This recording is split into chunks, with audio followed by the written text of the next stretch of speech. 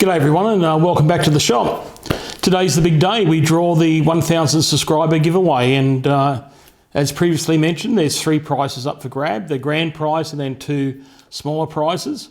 So to do the draw today, guys, I've printed out everybody's name on a piece of paper, loaded that into a cell format, cut those up into individual pieces, and to pull the name out of the hat today, we're going to use the hat from Cutting Edge Engineering.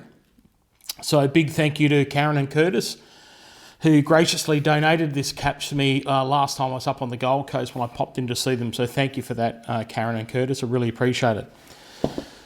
All right, without further ado, let's throw these names in the hat and give them a good old mix and find out who's going to win today.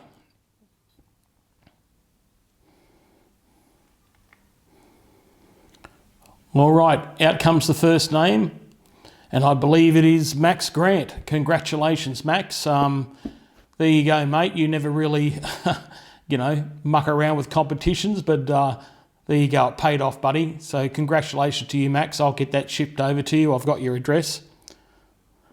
Okay, in we go for second prize today. Well, what do you know? It's my old buddy Tom Knopp over at Hilltop Machine Works. Congratulations, Tom. That's well done, mate. Okay, lucky last, third prize is going to go to today. And I believe it's Craig Tate.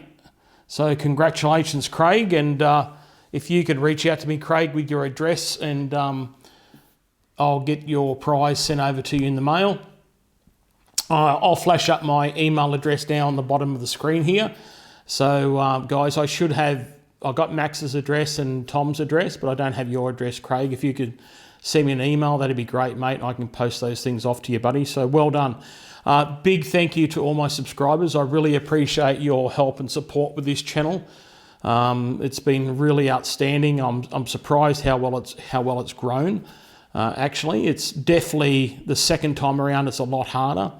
When I first started YouTubing back years ago, and I got a bit crazy and hit it hard there for a while and got the numbers up really quick. But the second time around, this 1,000 subscribers has really taken a long time. So to you, my viewers, thank you. I really appreciate it.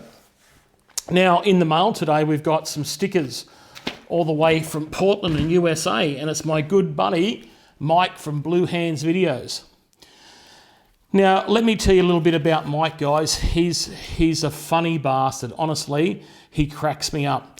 Now, Mike and I have known each other for many, many years through our other channels, well, my other channel, and Mike's always had his Blue Hands, and he's a scream.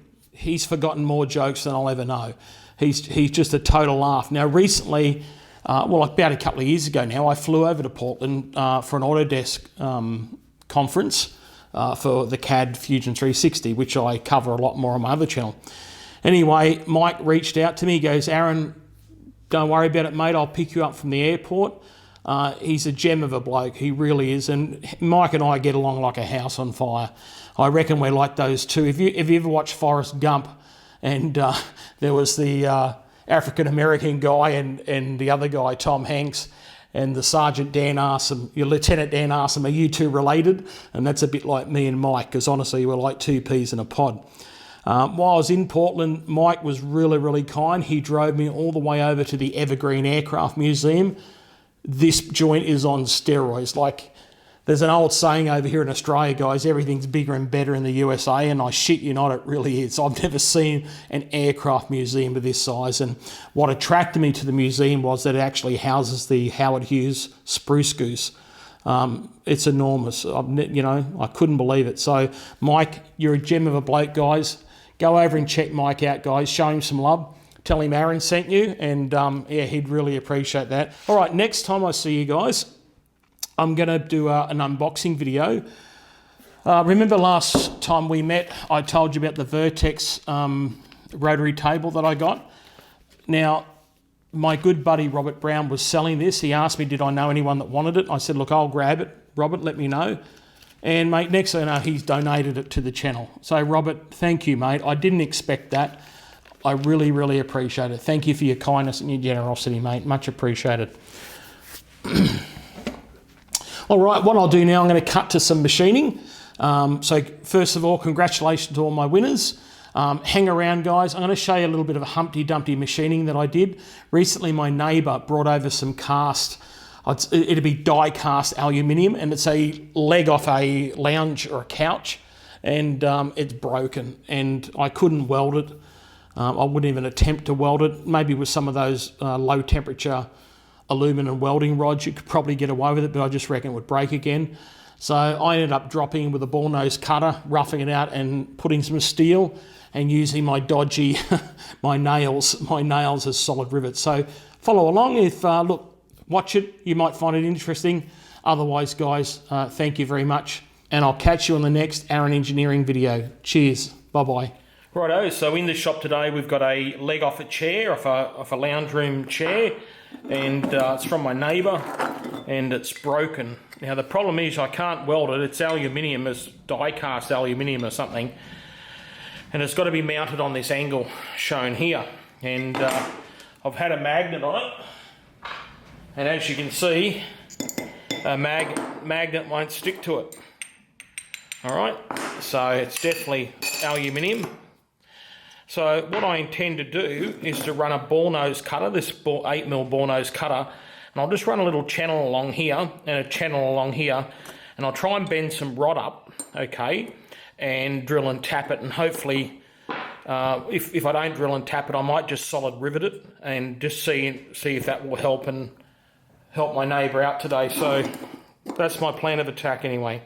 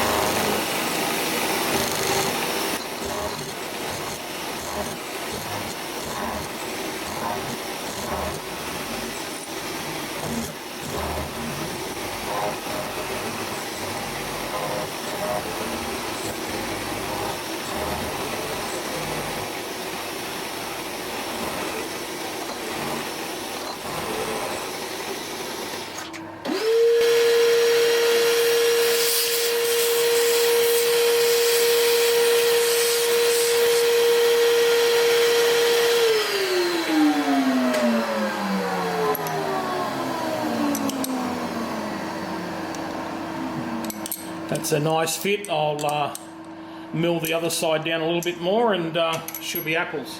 Righto, so this side of the leg's going to be a lot harder, well, a lot harder to do. You can see that it's tapered. Now this is pretty shonky work holding, you know, in anyone's books. So I've got it sitting on a 1, 2, 3 block, and I've just got a little bit of round stock up this corner here, just so I can pinch up on that corner and shove it against the fixed jaw. Now it may get ugly, anyway, we'll just have to take it easy and see how we go.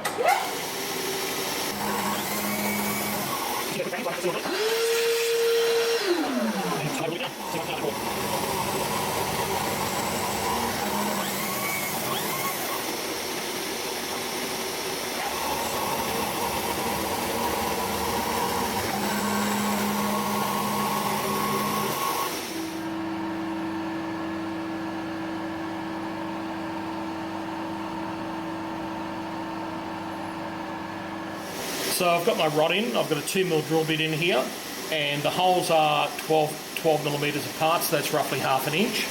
And this little 2mm drill bit here will just come down gently if I'm just careful. I've got no spotting marks, but if I'm just careful with it, I should be able to get it to start without, you know, swapping over to a spot drill all the time, and just got to be careful I don't break it. started to cut now. And I'm away.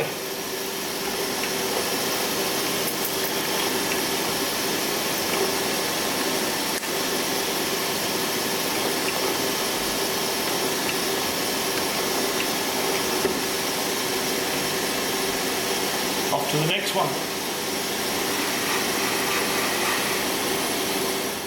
Well, the repair is looking ugly as sin. You can see here the gap, that when it broke, it sort of fatigued the metal over one side, so it's a compounded bend, this bend, so I'm having a bit of trouble trying to pick it up. So I'll try and pick up the next bend and jig this around a little bit and see how we go.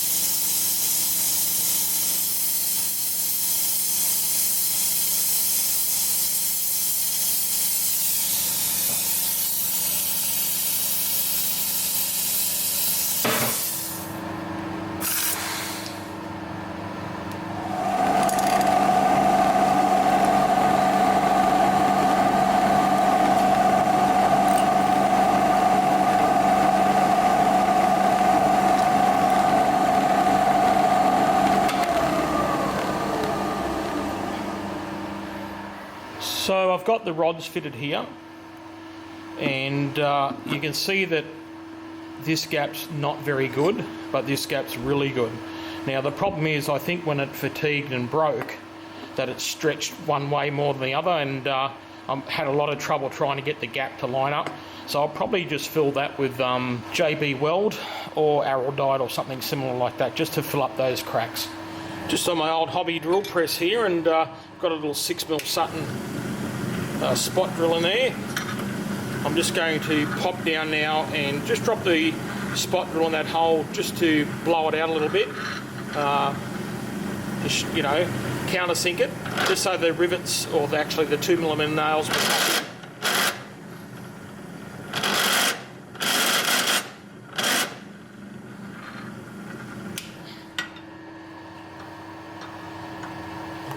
got my 2mm bullet head nails. I think I had these for doing some architraves and stuff like that in the house.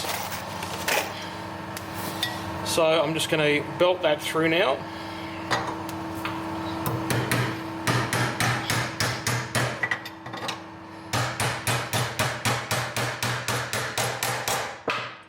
Right. Just trim this off a little bit.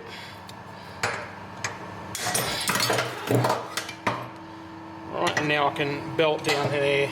Unfortunately, I can't get my hammer in there, but I'll use this big pin punch or parallel punch, whatever you guys call it.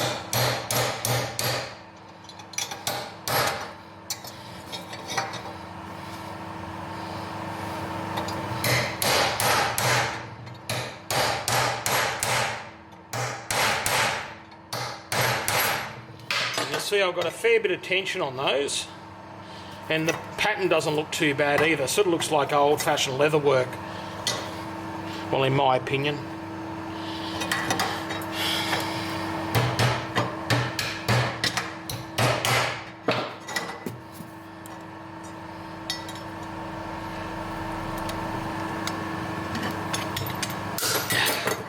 The end ones are always the hardest to get.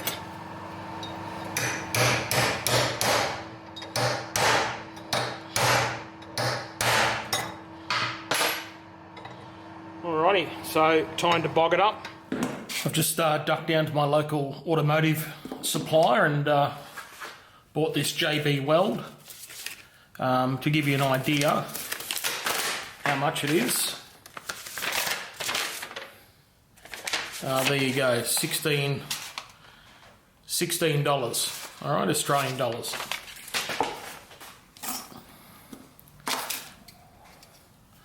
So we're just going to mix it up 2 equal parts.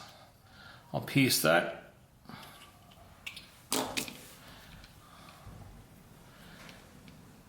Pierce that one. The hardener. And there's the repair that I showed you earlier. It's uglier than you know what. So I'll give this a, make sure I mix enough of this.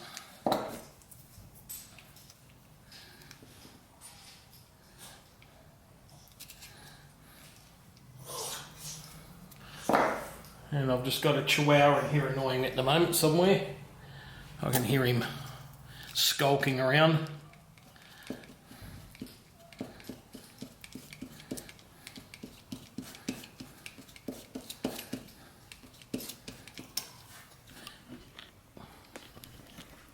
What's the matter?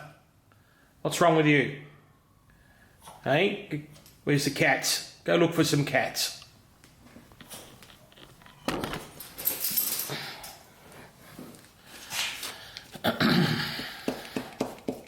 Now I'll give this JB Weld a really good mix up here. And I'm just using the back of the cover to do it. And one of my brass shims. You know, use what you have at hand. Alright, so I'm going to try and push that into that crack.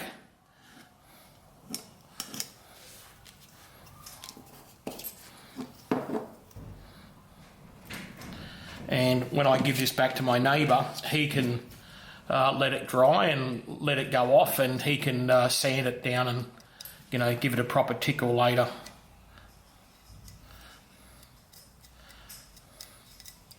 I want to really make sure I try and push that through those cracks.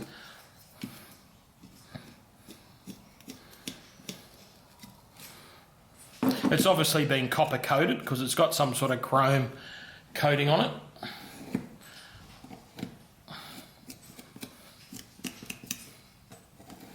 And yeah, I'm really butchering this, but anyway, I want to make sure I get it through there, and anyway, it's up to him. He can do all the bloody sanding. I've done enough work.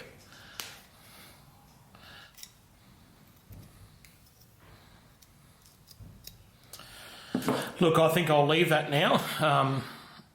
He can try and, like I said, he can get the rest of it off. I'll try and scrape a bit more up there. And just smooth that out on top. Alright, so that's done. Get a paper towel and just wipe that off. It sticks like shit to a blanket, this stuff, doesn't it?